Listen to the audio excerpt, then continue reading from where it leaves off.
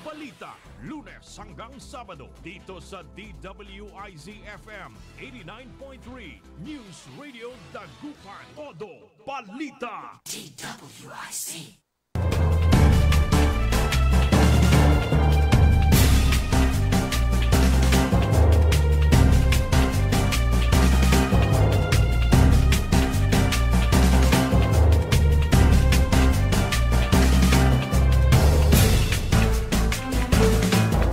Good morning mga kaibigan. Naimbag na bigat kanyayo amin na po.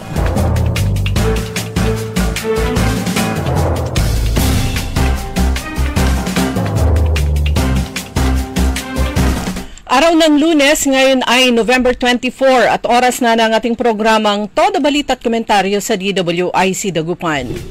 Muli tayo ay magkakasama-sama hanggang alas 6 ng umaga. Inyong maririnig mga balita kaganapan sa lalawigan ng Pangasinan sa ibang bahagi ng bansa at sa ibayong dagat. Ang inyong katoda balita, ako si Liway Manantan Iparagire. Ang aking partner si Kaaron Susan daw. At sa technical kasama natin Kaaron Edwin Inong. Sa ulo ng mga balita, sa balitang nasyonal, total ban sa vape itinulak ng Department of Health. Bureau of Immigration naka-heightened alert laban kay Ko at 17 iba pa. National Capital Region Police Office full alert sa trillion peso march.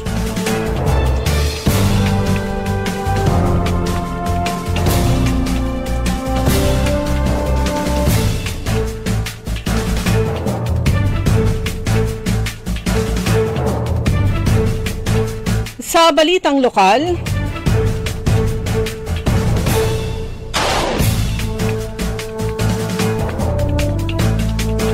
MTRCB nagsagawa ng pagpupulong kaugnay sa responsableng panonood sa lungsod ng Dagupan.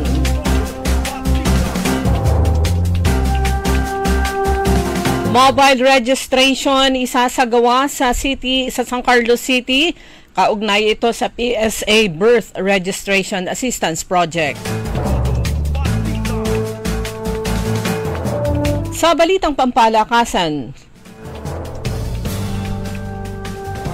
bronze medal sinikwat ni Eldrew sa Worlds.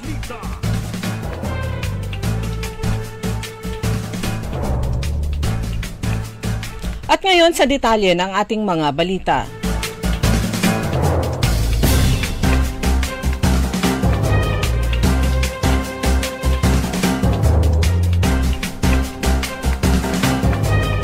Isinusulong ng Department of Health ang pagpapatupad ng nationwide total ban sa vape sa bansa. Kasabay ng matinding pagkondena nito sa pagpapatuloy ng mapanlinlang na marketing strategy ng mga vape products. Sa isang pahayag, nanindigan si Health Secretary Teodoro Herbosa na mas mabuting iban na ang vape sa Pilipinas. Ayon kay Herbosa, madalas na sinasabing walang nikotina at pwedeng alternatibo sa sigarilyo ang vape. Gayong ang katotohanan ay punuan nila ito ng kemikal at mapanganib ang usok at ang mismong aparato ng vape.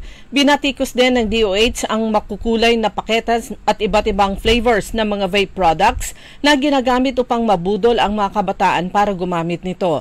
Ayon sa DOH, batay sa 2019 Global Youth Tobacco Survey, isa sa 7 kabataang Pilipino na edad 13 hanggang 15 ang gumagamit ng vape. Matatandaan nung nakaraang taon lang ay naitala na ang unang kaso ng namatay sa Pilipinas dahil 2 taong paggamit ng vape.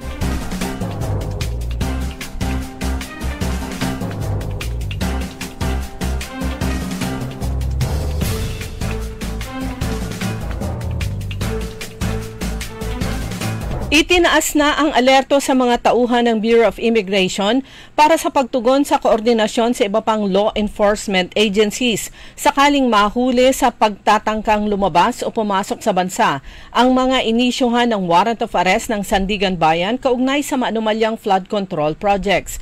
Nitong linggo, tiniyak ng Bureau of Immigration na ang mga pangalan ni na dating Ako Bicol Party List Representative Saldico at 17 na kapwa-akusado ay naka-encode na sa Bureau of Immigration database para harangin, beripikahin at makipag-ugnayan sa concerned agencies.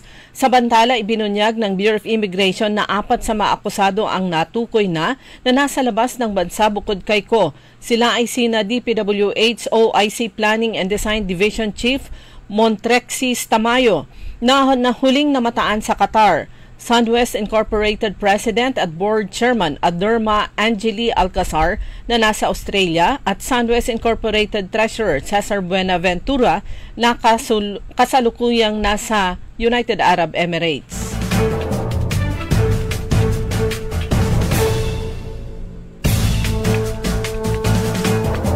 Sa kaugnay na balita, naaresto nitong linggo, November 23, ang mga ahente ng National Bureau of Investigation ang isang engineer ng DPWH Mimaropa o Mindoro, Marinduque, Romblon at Palawan na kabilang sa may warrants of arrest na inisyo ng Sandigan Bayan. Siya ay naaresto sa kanyang bahay sa Quezon City.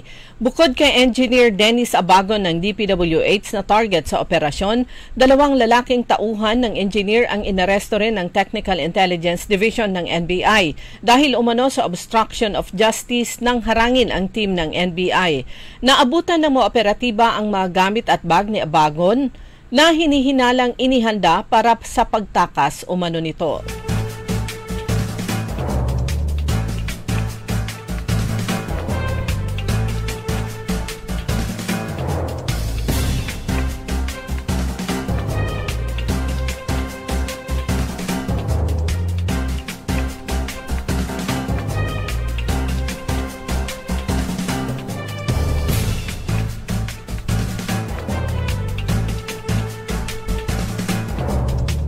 Samantala, ipatutupad ng National Capital Region Police Office o NCRPO ang full alert status simula November 28, 2 araw bago ang trillion peso March protest. Ayon sa tagapagsalita na si Police Major Hazel Asilo nitong linggo. Sinabi ni Asilo sa kasalukuyan ay naka-heightened alert pa ang NCRPO kasunod ng 2 araw na protesta ng Iglesia ni Cristo para sa security planning at koordinasyon sa concerned agencies. Nilinaw ni Asilo na full alert naman ay para sa kanilang uniformed personnel para ma-account ang mga personnel sakaling kailanganin ang karagdagang deployment sa mga itinalaga sa civil disturbance management, negotiation, monitoring at pag-aresto. Isasagawa din ang live monitoring gamit ang CCTV para sa agarang pagtugon sakaling biglaan ang pagdami ng tao.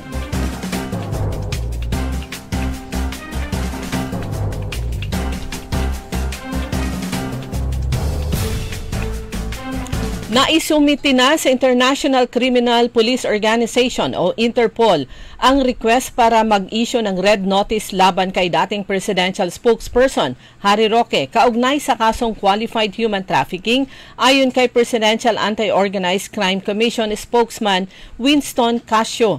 Umaasa si Casio na mabilis nang madarakip si Roque sa oras na maglabas ng red notice na magsisilbing international warrant of arrest.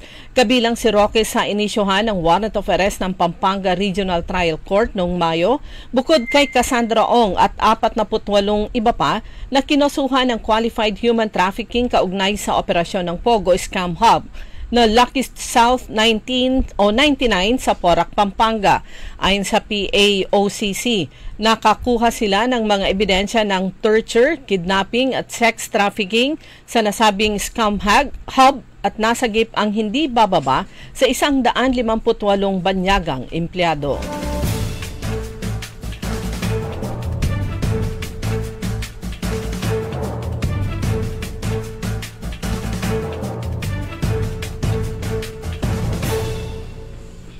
Nilinaw naman ng Department of Education o DepEd na fake news lamang ang mga social media posts na tinatanggal nila ang pagdaraos ng Christmas party sa mga paaralan. Paalala sa publiko, fake news ang kumakalat na post tungkol sa umunoy pagtanggal ng Christmas party sa mga paaralan. Ito ang anunsyo ng Department of Education. Kasabay nito, nilinaw ng DepEd na wala silang inilalabas na ganitong kautusan. Pinaalalahanan din nila ang publiko na maging mapanuri at i-report ang mga page na nagpapakalat ng maling impormasyon. Dagdag pa ng DepEd, para sa opisyal na updates, maaring bisitahin ang verified DepEd Philippines social media accounts at website.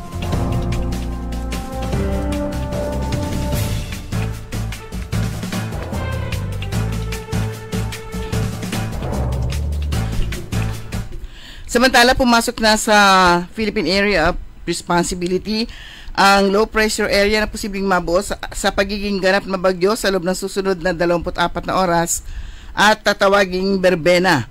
Ayon sa Pag-asa, huli itong namataan 845 kilometers silangan ng northeastern Mindanao. Posibleng nila ito makaapekto sa Visayas at Southern Luzon sa mga susunod na araw. Bagamat hindi ito magdadala ng malakas na hangin, magdadala naman nila ito ng katamtaman hanggang malakas na ulan na makakapekto sa Caraga, lilipat sa Visayas hanggang Hilagang Mimaropa hanggang lumabas sa West Philippine Sea sa Miyerkules. Pinag-iingat ang publiko sa posibleng baha at landslide lalo na sa kabundukan at mataas na lugar. Ito ang ikatlong tropical cyclone sa Philippine Area of Responsibility ngayong Nobyembre. Ipinatutupad na ngayon sa Manila ng Manila City Government ang kanilang ipinasang anti-Balaclava Ordinance upang mas mapalakas ang seguridad sa Maynila. Alinsunod sa naturang ordinance, mahigpit na ipinagbabawal ang pagsusuot ng balaclava face mask maliban na lamang kung ito ay pangkalusugan, hoodies na nakatakip ang mukha at anumang headgear na nagtatago ng pagkakakilanlan sa loob ng commercial at government buildings at kapag nakababa o naka-standby sa motorsiklo. Sa Section 4 ng nasabing ordinansa, kabilang sa mga ipinagbabawal ang pagsusuot ng helmet, mask, balaclava o anumang face covering kapag papasok o nasa loob ng commercial, government o public establishments. Bawal din ang pagsusuot nito kapag bumaba ang rider o angkas sa loob ng 3 metro mula sa motorsiklo para sa kahit anong dahilan, gaya ng pag-aayos ng motorsiklo, pagbili sa tindahan o kaya sa palengke. Patuloy ang babala ng Department of Health laban sa mga website at social media page na gumagamit ng pangalan ng kagawaran. Iginit ng DOH na walang programang kagawaran na nagpapatupad ng home-based treatment para sa cancer. Binigyang diin ng ahensya ang paggamot sa cancer ay dapat lamang gawin ng mga kwalipikadong health professional sa lisensyadong pasilidad. Sa kasalukuyan, meron 34 Cancer Assistance Fund sites sa buong bansa para suportahan ang pagpapagamot ng mga pasyente may cancer. Paalala ng DOH sa publiko na manatiling mapagmatsyag at huwag magbahagi ng hindi beripikadong pahayag na maaaring magdulot ng pangamba. Bagamat dapat magpatuloy ang galit ng publiko sa katiwalian sa likod ng maanumalyang flood control projects, hindi dapat ito humantong sa paglabag sa konstitusyon. Ayon kay Senate President Pro Tempore Panfilo Lacson, ang mga panukala gaya ng Transition Council at Military-Backed Reset ay pawang labag sa konstitusyon, kaya't ang mensahe niya sa mga nagtutulak nito ay dream on. Maraming malilikot ang isip kasi pag may ganong krisis, lalo pa ngayong napakatalamak ng katiwalian, minsan di mo masisi ang iba na mag-isip ng kung ano-ano. Extra-legal, unconstitutional ang naiisip nila, dagdag nito. Nang tinanong kung may narinig siyang pag-udyok sa militar, binanggit ni Lacson na nakatanggap siya ng mensahe mula sa retiradong taga-militar, ngunit hindi niya pinatulan. Binigyan din ni Lacson na sa ilalim ng 1987 Constitution, ang linya ng succession ay nagtatapos sa House Speaker. Ito ang dahilan kung bakit niya inihain ang kanyang Designated Survivor Bill upang palawigin ang succession line at isama ang pinakamatandang miyembro ng Senado at Kamara. Hindi maleta kundi balikbayan box ang ginamit sa pag-deliver ng kickback money ni na dating Public Works Undersecretary Robert Bernardo at ex-DepEd Undersecretary Tribe Olivar ayon kay Senate President Pro Tempore Panfilo Ping Lacson. Ayon kay Lacson, base sa mga revelasyon ni Bernardo sa kanya, parehong bumili ng armored cars na Bernardo at Olivar para sa paghatid ng pera bilang kickback sa mga proyekto ng DPWH. Sabi niya, "Sir, nakita ko yung mga maleta, ang pinakamalaking kakasya doon 500 million, saka pag magdi-deliver kami ng billion, saka more than 500 million, hindi maleta ang ginagamit namin kahon. Siguro balikbayan box," wika ni Lacson sa isang interview. Kapag nakikita umano sina Bernardo at Olivar, nagpapalitan lamang sila ng armored van upang hindi na ibaba ang mga balikbayan box sa kanila ito dadalhin sa destinasyon. Ginawa umano ni Bernardo ang pagtutuwid matapos sabihin ni dating ako Bicol Party List Representative Saldi Co sa video message. Kamakailan na nagdi-deliver siya ng mali-maletang cash sa bahay ni dating Speaker Martin Romualdez at kay Pangulong Ferdinand Bongbong Marcos Jr. Ani Lacson, naniniwala siya sa sinasabi ni Bernardo dahil nagtutugma ang hawak nilang listahan ng proyekto sa listahang isinapubliko ni Co hinggil sa 52 bilyong proyekto na pinondohan ng insertion. Nasa kote ng mga ahente ng Bureau of Immigration ang dalawang high-priority Korean fugitives sa operasyon sa Pasay City.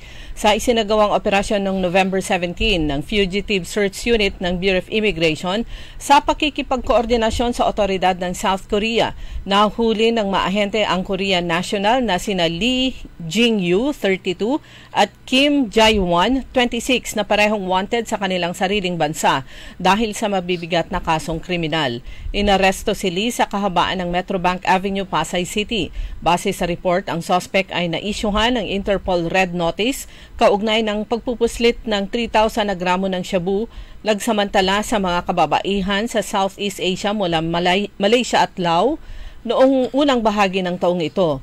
Base naman sa record ng Bureau of Immigration, si Lee ay huling dumating sa Pilipinas noong December 2023 nang walang naitalang visa extension na naglagay dito sa kategorya ng undesirable alien. Sa ating balita sa ibang dagat, naharap ngayon ang Ethiopia sa unang kaso nito sa Marburg virus. Unang natuklasan ng mga otoridad ang virus na nagmumula sa paniki na maaaring pumatay na hanggang 88% ng mga nahahawa noong November 12. Pagsapit ng November 14, siyam na kaso ang nakumpirma sa rehiyon ng Omo at 6 ang pagkamatay ang iniulat ng Ethiopian Ministry of Health.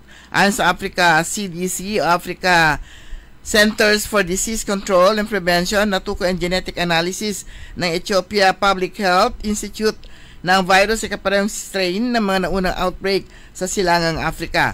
Inilagay ang Ethiopia sa isolation na ang 129 katao nagkaroon ng contact sa mga kumpirmadong pasyente para sa masusing pagmamanman dahil malapit na lugar ng outbreak. Sa hangganan ng South Sudan, naglabas din ng public advisory ang Ministry of Health ng Sudan o ng South Sudan. Nagbunsod ang outbreak ng pangamba tungkol sa tumataas na bilang ng mga kaso ng Marburg virus sa buong bansa. Nitong mga nakarang taon, nagkaroon na rin ang pagputok ng virus sa Uganda, Angola, Ghana at Equatorial Guinea.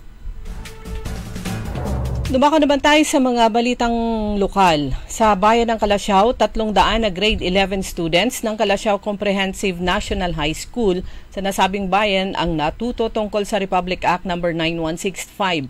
Ito ang Comprehensive Dangerous Drugs Act of 2002, ang masamang epekto ng ilegal na droga sa mga paraan upang maiwasan ang drug addiction sa aktibidad na isinagawa sa paaralan nitong nakaraang araw.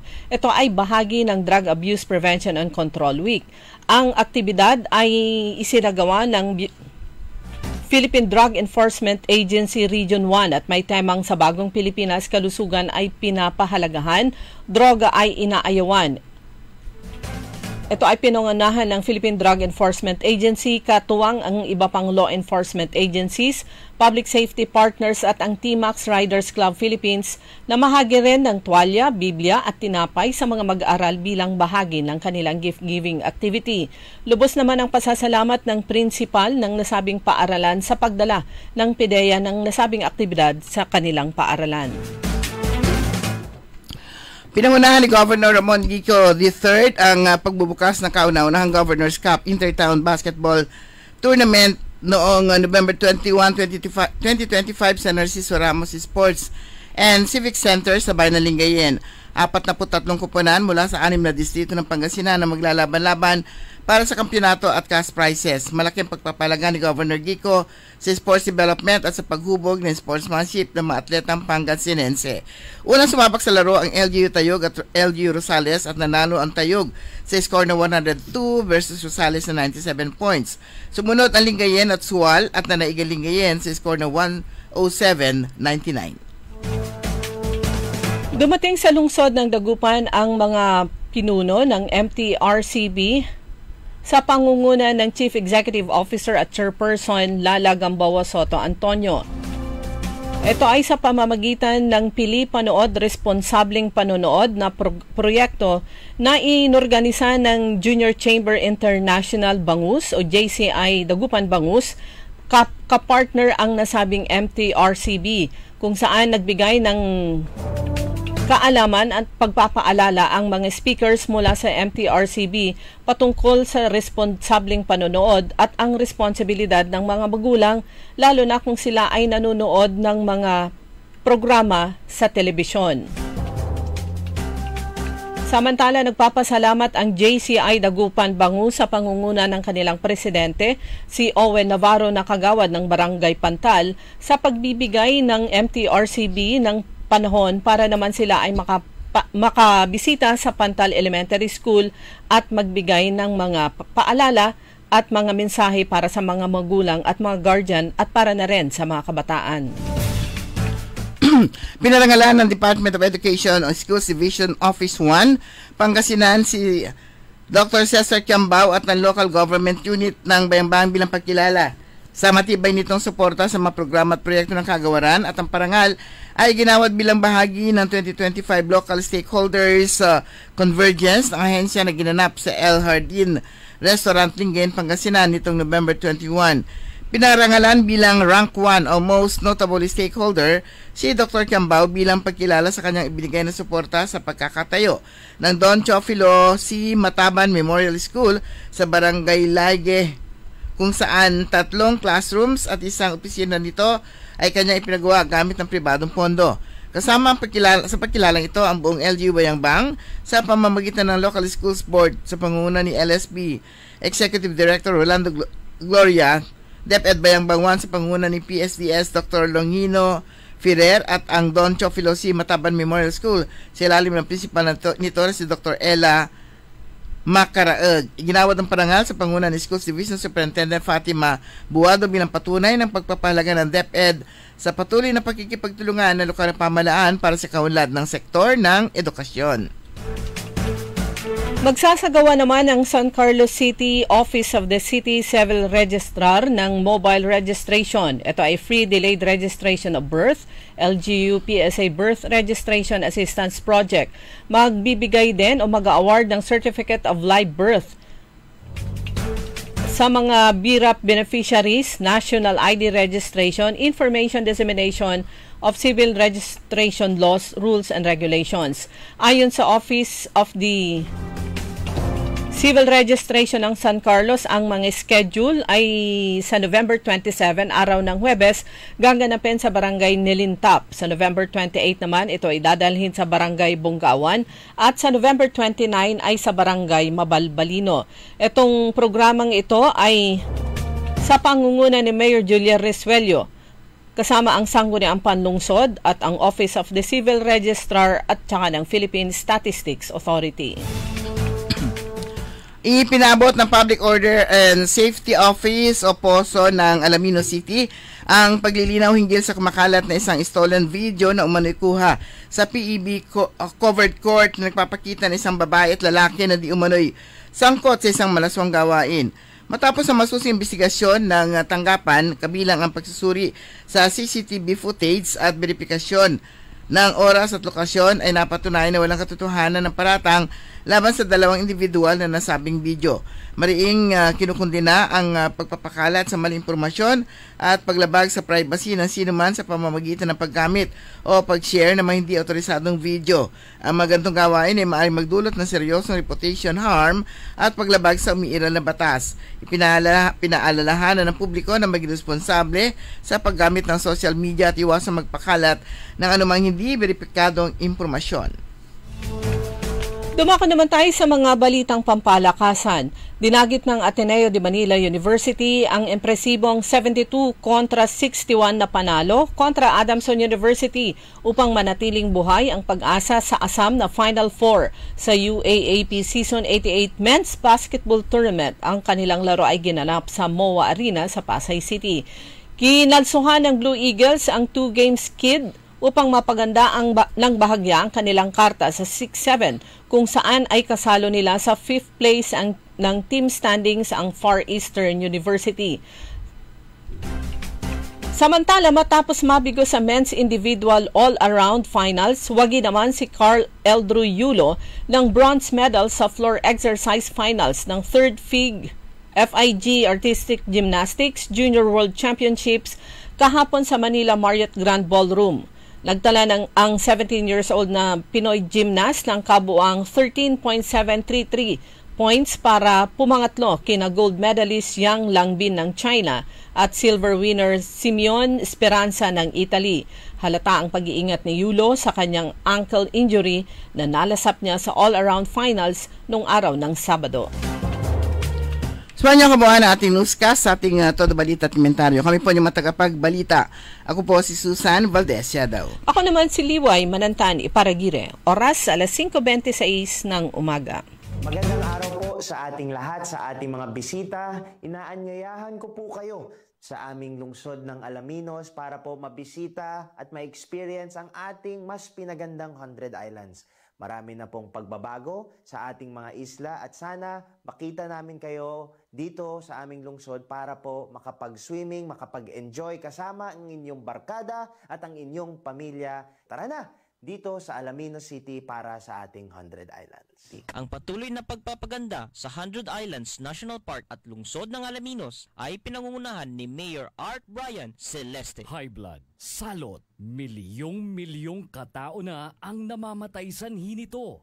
Kaibigan, baka ikaw na ang susunod. Ni Mrs. Flor de Lisa Barbosa, ti Rosario, Santiago City. Agtawenak ti 63. Manungatawan nga aglutluto ako, tada karindiriyak. Mariknak agpipikal, ti imimak iso nga nanggagak ti radyo, dato'y agas nga pao di arko. Pinadas ko, mayat mo ti epekto na. Duti food supplement nga napadpadasa ko, awan ti epekto na. Dato'y pao di arko, idi nagtumarak, manungal daw lang, han nga agpipikal ti imakon. Awisen kay nga mangpadas, tapno maikatmat, dagita rik-rik na inyo, saksakitin nyo. Kaya kaibigan, buhay mo'y ingatan. Mag-Aldrich Pau de Arco Herbal Capsule na para kalusugan mo ay garantisado. Hoy mga suki, hanap nyo ba ay mga murang bilihin, malinis at sariwang pagkain sa pang-araw-araw at handaan tuwing may okasyon? May suggestion kami sa iyo. Tayo na sa Macador Market na kung saan inyong mabibili ang mga mura, sariwa, malinis at ligtas na bilihin tulad ng karne ng baboy at baka, manok, isda, gulay at iba-ibang sangkap sa pagkain. Matatagpuan din sa Macador Market ang dry goods, groceries, eateries at fruit section. Kaya ano bang hinihintay nyo? Gawing bongga ang handa mo everyday with Macador Market. Macador Market is open from 4 a.m. to 8 p.m. Visit us at Macador Market, Galvan Street at Zamora Street sa downtown Dagupan City. DWIZ.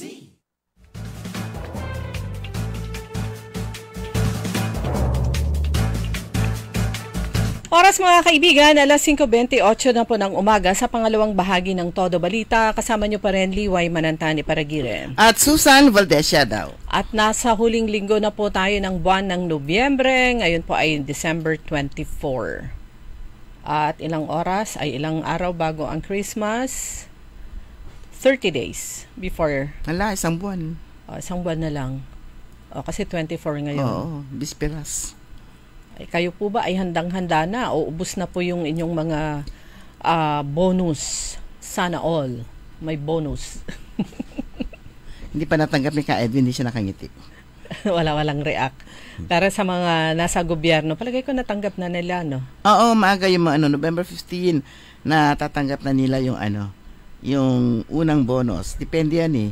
yung 13-month pay, yung iba may 13-month pay, may bonus pa. Yung iba may 13-month pay na, may 3 buwang bonus pa. Yung iba wala nang 13-month, wala nang bonus, wala pang 13-month pay. At wala pa. Okay, tara na. Ngayon, November 24, 29, at November 24 to 29, tara na at makisama daw sa isang linggong pagdiriwang ng agrikultura at kabuhayan. Ipinapakita ng Agri-Trade Fair ang lakas, talino at dedikasyon ng mga mangangasda, magsasaka, mangingisda at livestock racers kasama makabuluhang seminar at exhibits para sa dagdag kaalaman at suporta sa sektor. Ito sa bagulyan nito. Itong schedule ngayong araw, opening ng Agri-Trade Fair, product display and exhibit ito, alas 8 hanggang alas 6, at alas 6 ng gabi. At bukas naman, November 25, alas 8 ng umaga hanggang alas 6 din, Farmers Day, agaw naman nagtanom, seminar on integrated pest management and its importance to crop production. At sa 26 naman, Livestock Racers Day, ang magkakaroon din ng seminar, awareness on hog industry and biosecurity. At sa 27 naman, Fisher Fox Day, agaw naman nagsigay, seminar on milk fish production. At sa 28, alas 8 ng umaga hanggang alas 6 din, Philippine Crop Insurance Caravan, Caring Lives, Caring for the Community. At ang sponsor nila ay ang Philippine Crop Insurance Corporation. Suportan natin magsasaka, mangingisda at agri-entrepreneurs. Mabubusog sila pag ganyan, sa seminar. Pag ganyan, napakagandang, sarap mamalengke pag first day. Oo. Kasi talagang yung lahat ng booth nila ay punong-puno ng mga gulay. Daanan natin mamaya. Ikutan natin. Pwede. Ayan. So, mamaya... Malapit lang yun, di ba? Susunod na, Lingayen, tapos Bugalyon. Ay, ni-imagine ko, galing ako ng Alaminos, kaya malapit lang yun. Yung, pag Alaminos, dadaanan siya. Pero pag Lingayen, iikutan natin talaga. Oo, malapit lang yun. Go! Lampas lang ng 2 tulay. Bibili tayo ng talong. Baka sakaling mura yung mga dyan. Namimiss ko na mag-ulam ng ng kamatis. Mahal ang kamatis Kamatis na may itlog tapos may konting agamang. Nakapag-stock kasi ako ng maraming kamatis nung nung mura-mura pa siya. Samantala, ito naman kanina yung balita tungkol dito sa Governor's Cup. Governor's Cup Intertown Basketball Tournament na nagsimula na, nagbukas na. Ang conference champions pala tatanggap ng 100,000 each. Tapos ito yung overall, ang third runner-up, tatanggap sila, ang lokal na pamahalaan, ng 300,000. Second runner-up naman ay 500,000, $500,000. Samantala ang overall champion, tatanggap ang LGU ng 1.5 million pesos. Tumataginting. Ayan. Kasi pesos Oo. Cash. Hindi po natin alam kung cash yun o in the form of projects. Pero 1.5, malaki po nun. Good luck sa lahat at alam po natin pinaghandaang mabuti yan mula nung unang inanunsyo ni Governor Monmon Gico na magkakaroon ng Governor's Cup. Kanya-kanyang form na ng team ang bawat local government unit dahil napakarami naman talagang magagaling mag-basketball. Ang daming magagaling na maglaro at kulang lang yung outlet na sila ay makapaglaro at maipakita yung kanilang galing na hindi lang dun sa barangay o kaya dun sa kanilang school.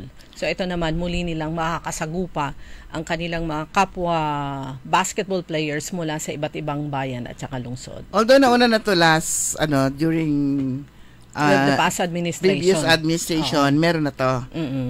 Ito yung kagandahan ng kapag ang isang leader ay hindi iniisip yung proyekto yan ni ayaw niya, kailangan ng wala yan kasi maalala. May mga ganun ayaw gamitin yung mga proyekto ng iba dahil nga sa kalaban sa politika. Pero ito, pinagpatuloy dahil nga siyempre, sports ito So, sports lang. Kaya, ang unang sumabak nga sa laro, yung LGU Tayug at LGU Rosales. Yan. At saka, nanalo ang Tayug, 102 versus Rosales na 97 at Lingayen at Suwal naman nanalo ang Lingayen sa score na 107-99. Nung napanood ko yung bandang huli, nag-relax na si si Lingayen kasi malayo na yung ano. Malayo na yung agwat. Malayo na sila dun sa Sual. Chill na lang. So, yan, good luck. Ito naman isa sa mga nakita kong mga news o kaya balita. Actually sa Facebook, sa Facebook page, Facebook post ito ni Congressman Leandro Legarda Leviste. Dinala niya yung kanyang ina sa Dolomite Beach sa lungsod ng Maynila. 'Di ba kontra si Senator Loren Legarda dito sa Dolomite Beach. Sabi dito ni Congressman Leandro Leviste, dinala ko ang aking ina kanina, post niya ito kagabi, sa kanyang first time sa Dolomite Beach. Ang ganda at ang linis, buti na lang may mga ganitong mga pasyalan na bukas para sa lahat ng pamilya. Salamat mama sa pagsuporta mo ngayon sa Dolomite Beach. Ayan. Project kasi so nagustuhan na rin. The fact na sumama siya at makita, tuwang-tuwa yung kanyang anak.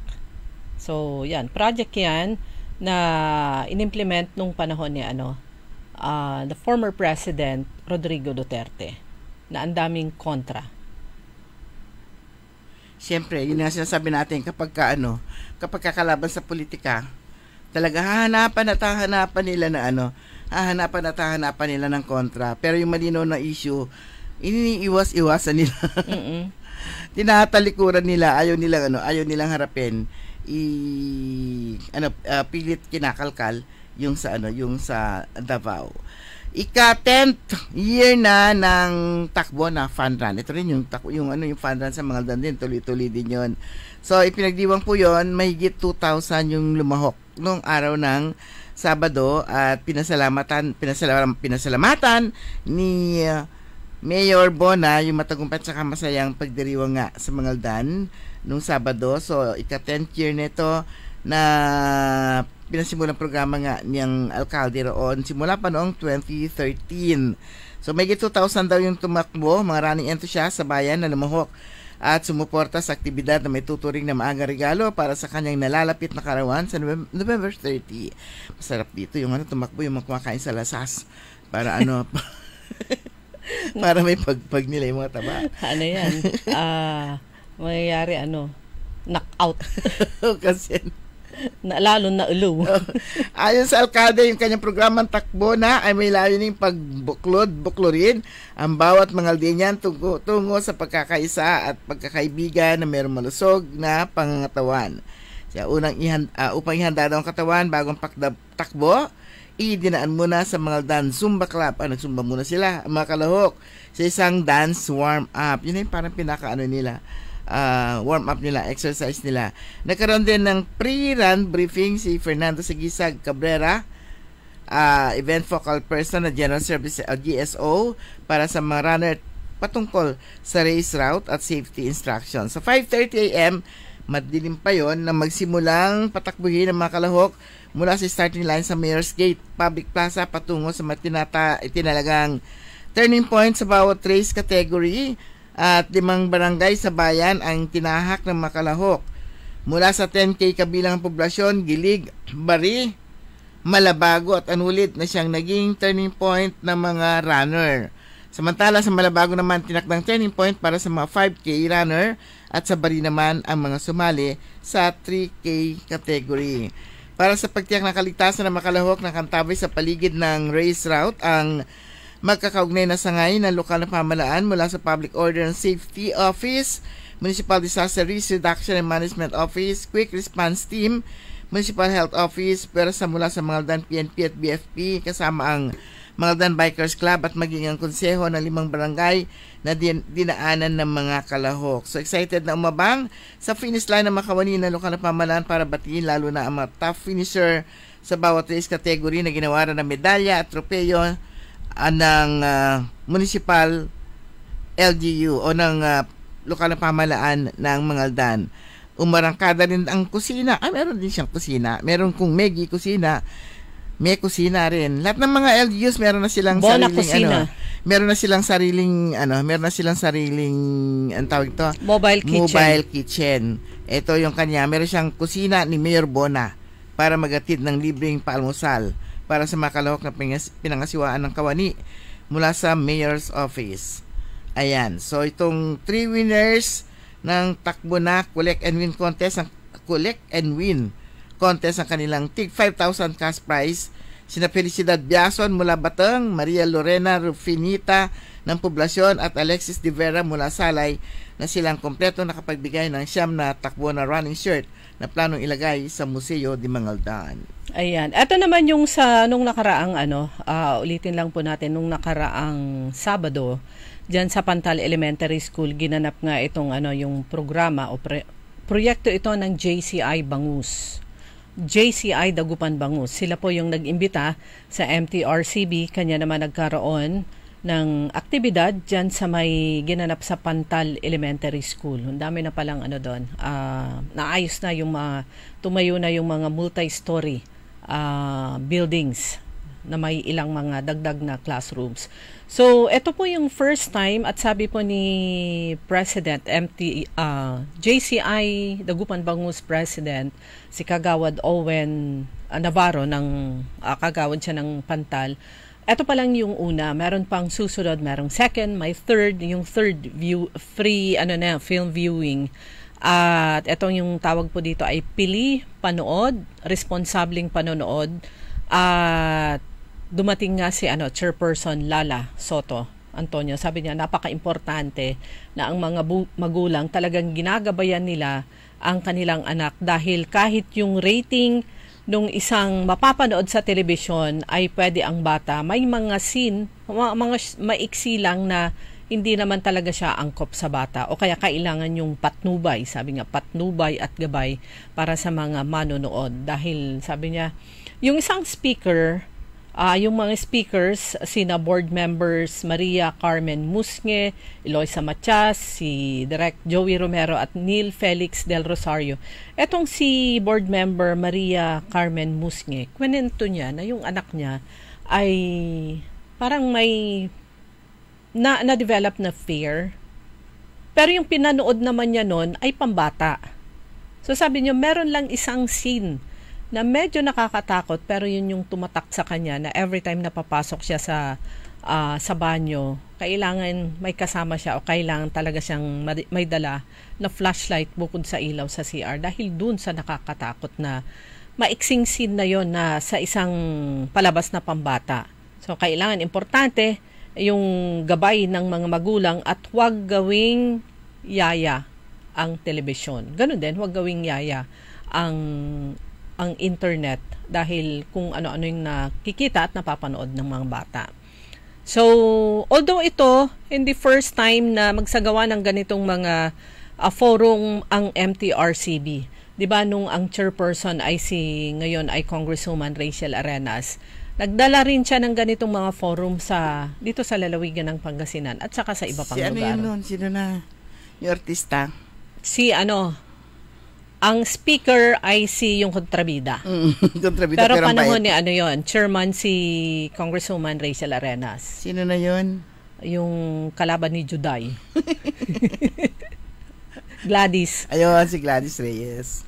Siya yung So, although sabi ni Chairperson Lala, first time, sabi niya, but tayo po na nakakapag-cover ng ganyan. Ilang beses na rin nakapagdala ng ganitong forum ang MTRCB, Movie and Television Review and Classification Board. So bukod sa andun yung mga officers and members ng JCI Dagupan Bangus, andun din syempre yung mga representante ng Pantal Elementary School at saka mula sa lungsod ng Dagupan, andun si Councilor Canto, the beautiful Councilor Danny Canto, at representante ng Office of the Mayor naman ang acting mayor na si Vice Mayor Brian Cua. At syempre yung dahil Sabado walang mga estudyante, mga magulang yung mga andon. Pero syempre, importante yung kanilang paggabay sa mga bata. Bakit acting? Nasa abroad yata pa, sa US si Mayor Belen. Ulit? Kasama sumunod siya dun sa travel ng mga bata, Manlingkur, yung Ugaw, sa Milpitas. Base dun sa mga nakita ko sa Facebook. Kasi kahapon meron din yata meron dyan sa Tambak nakatanggap ng ayuda. Anong laman? Anong laman? Galing sa DSWD. So yung box. Oo. Naka-box siya. May bigas, sardinas. Kasi meron na kaming natanggap nitong nakaraan. Salamat ulit sa mga in charge diyan sa Mayombo. Kasi talaga nagbibigay sila ng stub. Bigas, hindi ko alam kung 5 kilos yon, yung nasa maliit na sako, plus sardina, mga dilata, hindi ko pa nabuksan. Galing LGU. Palagay ko LGU yun. Oo. Pero yun DSWD, yung box na hinihintay pa raw si mayor. Kaya medyo matagal. Yung kapitbahay namin na napunta, tapos bumalik agad kasi daw hinihintay pa si mayor. Yun. Tapos nung bumalik, siguro nakarating na, nakuha niya na yung kanyang box. Meron din kami. Yeah. Congratulations. Matalag man. Pero pag ganyan, parang second time na nakatanggap ng box mula sa DSWD. Okay. So mga kaibigan, ang oras po natin ganap ng 5:45. Babalik po tayo pagkatapos po lamang ng ilang paalala. That time check was brought to you by ACS Manufacturing Corporation, ISO certified world-class quality. Ladies and gentlemen, the new face of your favorite restaurant in Dagupan City. The original party place in town. The Music Warehouse Club, Dagupan City. No need to go to Manila's top bars like Silo and BSK Club. Dagupan has it all. Fully air-conditioned with free entrance, free parking, and restrooms for all. Doors open at 7 p.m. Do well, live well, and dress really well. Find us at Paris Street, Barangay Pogo Chico. Contact us at 075-522-2617. Reserve your tables now. Kaya sabay natin paghandaan ang kinabukasan. Sa Fortune Life, maaasahan mo na patako sa aking pangako. Para sa compulsory insurance coverage for agency-hired migrant workers, Fortune Life Insurance. Securing your tomorrow today. Hoy mga suki, hanap nyo ba ay mga murang bilihin, malinis at sariwang pagkain sa pang-araw-araw at handaan tuwing may okasyon? May suggestion kami sa iyo. Tayo na sa Macador Market na kung saan inyong mabibili ang mga mura, sariwa, malinis at ligtas na bilihin tulad ng karne ng baboy at baka, manok, isda, gulay at iba-ibang sangkap sa pagkain. Matatagpuan din sa Macador Market ang dry goods, groceries, eateries at fruit section. Kaya ano pang hinihintay nyo? Gawing bongga ang handa mo everyday with Macador Market. Macador Market is open from 4 a.m. to 8 p.m. Visit us at Macador Market, Galvan Street at Zamora Street sa downtown Dagupan City.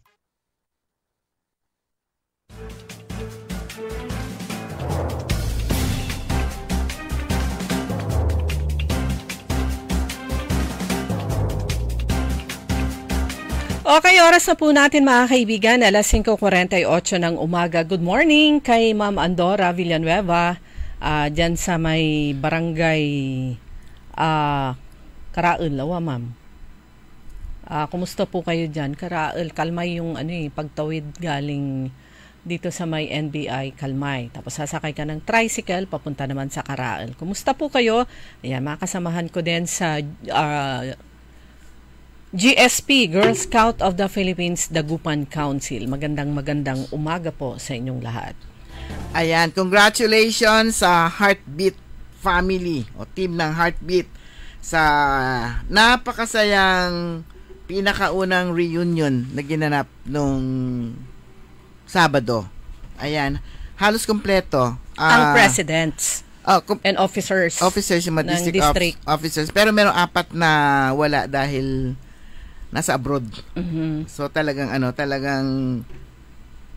kulang na lang 100% na kompleto at excited ng lahat dito sa kauna-unahang reunion na to at nakakapagod pala yung yung gift giving na agawan. Oo.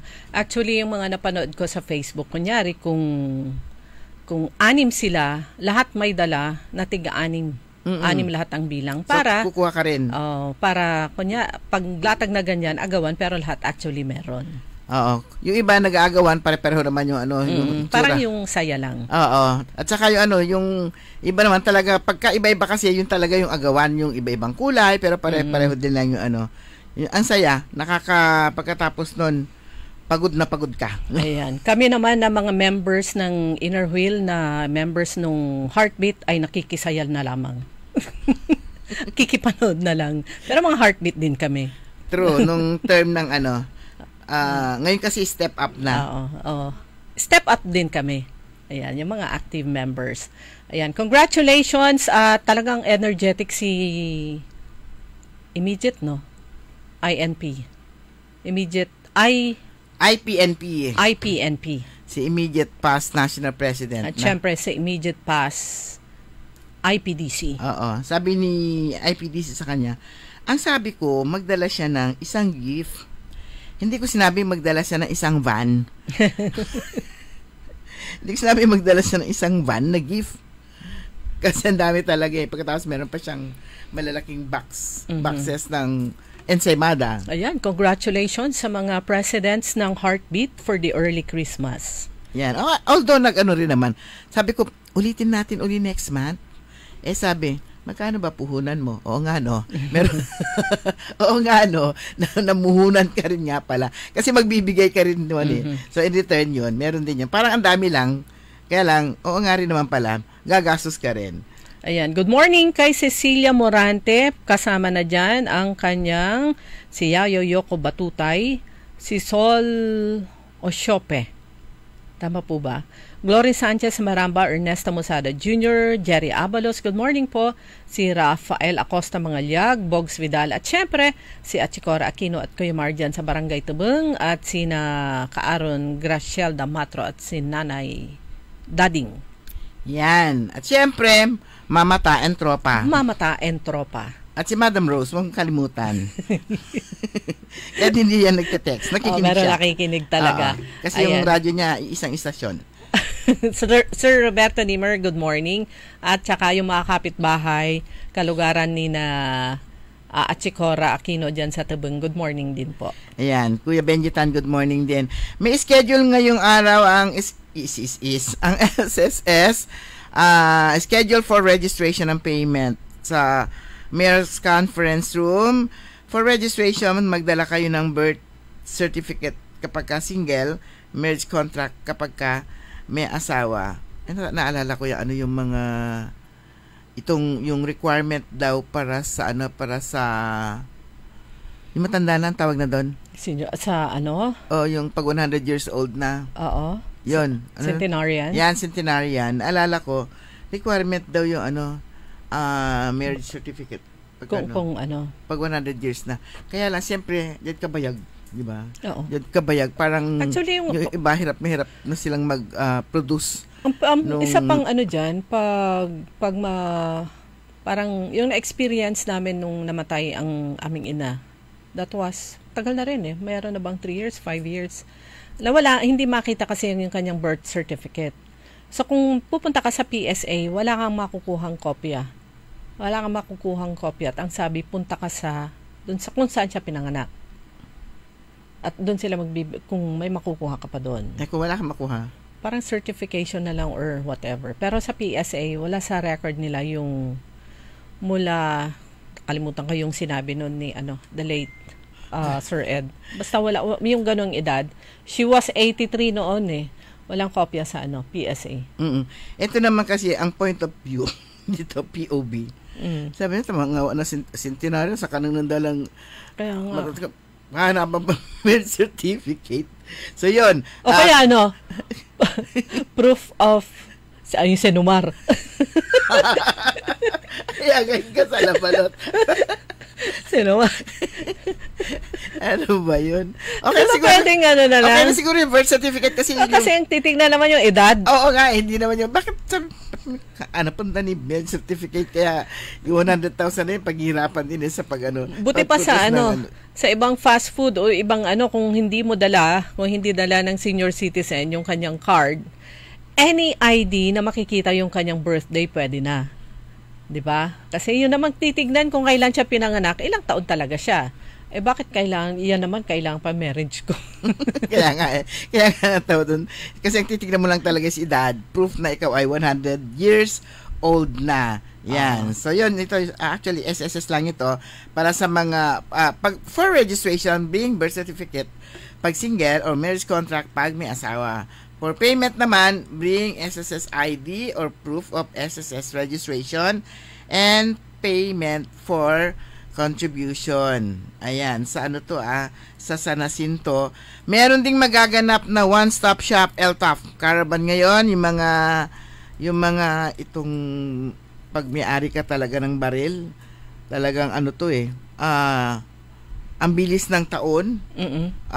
Every year ba yung renewal niya? Parang 2 or 3 years Kaya lang dalawa kasi yung nire-renew mo Isang LTAF at saka isang yung drivers, yung license to carry. Own. License to own. Ito naman license to carry firearms. To own and possess firearms. Ito license, yung sarili mo ang magla-license. Tapos yung lisensya din ng baril. Oo, kung minsan hindi sabay yun O halimbawa, yung isa 2 years, yung isa 3 years, di ko na malala kung lang doon yung 2 years at 3 years. Kaya kapag tapos ng 1 year, ay 2 years, ka na naman. Pagkatapos na susunod na naman yan. Kaya non-stop to. Yung iba nalalampasan na nila or nakakaligtaan na nila. Kaya na-expirean sila. So yan, dito sa San Jacinto Municipal Police Station. Welcome naman ito lahat, hindi lang taga San Jacinto. Meron silang one-stop shop, LTAF Caravan, with gun magazine, plus meron pang brochure, exhibit. Ayan. Pero, sa December 11, hindi ngayon. Maghanap kayo. Sa Don Jose Pepe M. Abarcar Memorial Center, alas 8 ng umaga, sa Barangay San Guillermo, San Jacinto, Pangasinan. Ang kagandahan kasi ng mga ganitong one-stop shop, mabilis. Andun na lahat. Ayan. Ang services na ipoprovide nila, LTAF Online Registration Assistance, Application Form, Affidavit of Understanding, meron na rin neuropsychiatric test doon, meron na rin drug test doon, meron na rin Certificate of Gun Safety and Responsible Ownership Seminar or Validation of Marksmanship Certificate for AFP personnel only. Yun, para sa nila. At meron na rin notaryo publiko doon. Ang mga dapat yung dalhin, notarized application form, notarized affidavit of understanding, photocopy of 2 valid government issued ID, National Police Clearance, PSA, LCR birth certificate, ito na pag-usapan natin, photocopy of valid passport, proof of billing, kung saan ka nakatira, or barangay clearance, proof of income, meron pa yon, neuropsychiatric test, drug test, phone with downloaded eGov app, 2 pieces, 2 picture with white background and name tag. That's Certificate of Gun Safety and Responsible Gun Ownership Seminar. Ito yung mga kinuha mo dun sa mga din. So yun yung mga requirements. Para sa mga magre-renew naman, notarized application form, notarized affidavit of undertaking, National Police Clearance, neuropsychiatric test ulit. Nag-expire kasi yon, yung psychotest. 2 pieces, 2x2 pictures with white background and name tag at drug test. Yun. Ito, meron ding requirements for firearms registration. Pwede na rin pala doon. Application form at one-stop shop na siya. At valid LTAF. So, requirements naman para sa firearm registration, transfer application form, valid LTAF of both parties. Pag magbebentahan, pareho dapat sila meron sila dapat parehong valid na LTAF ng both parties at valid firearm registration at deed of sale. Ito naman, announcement mula sa Central Pangasinan Electric Cooperative, Power Service Interruption November 24. Ngayong araw, meron pong naka-schedule mula alas 8 ng umaga hanggang alas 5 ng hapon. Ang affected area ay affected areas portion of San Carlos City Area 1 North. Ito po yung bahagi ng Kuliling at saka Limasan. Bukas naman, November 25, parehong oras, 8 a.m. to 5 p.m., Ang affected areas naman ay sa bahagi ng San Carlos City Area 1 North, bahagi ng Lilimasan at Bega. Sa November 26, Wednesday, 8 a.m. to 5 p.m., ang affected ay bahagi pa rin ng San Carlos City Area 1 North. Ito naman yung bahagi ng Lilimasan at saka Tarese. Ang purpose ng nasabing power interruption ayon sa Senpelco ay right-of-way clearing at puro right-of-way clearing. Yung purpose ng nasabing mga power interruptions. So maaga po sila. Actually, maaga talaga naglalabas ng advisory ang Central Pangasinan Electric Cooperative para alam po ng kanilang mga consumer members ang kanilang gagawin, lalo na yung kailangan nilang mag-charge ng kanilang mga gadget. Okay, 6:00 na mga kaibigan. Yes, mga kaibigan, wala na po tayong sapat na oras. Ang tabayanan po ninyo, susunod agad. Early in the morning, makasama po ninyo si Karen Oli Navarro. Programang Todo Balita at Komentaryo, kami po niya nakasama sa technical side, si Ka Edwin Inong. Ako po si Liway Manantan, Iparagire. Ako naman si Susan Valdez Yadaw. Magandang umaga po sa inyo lahat. Nagbabalita, naglilingkod sa lahat ng Pilipino. Aliw Broadcasting.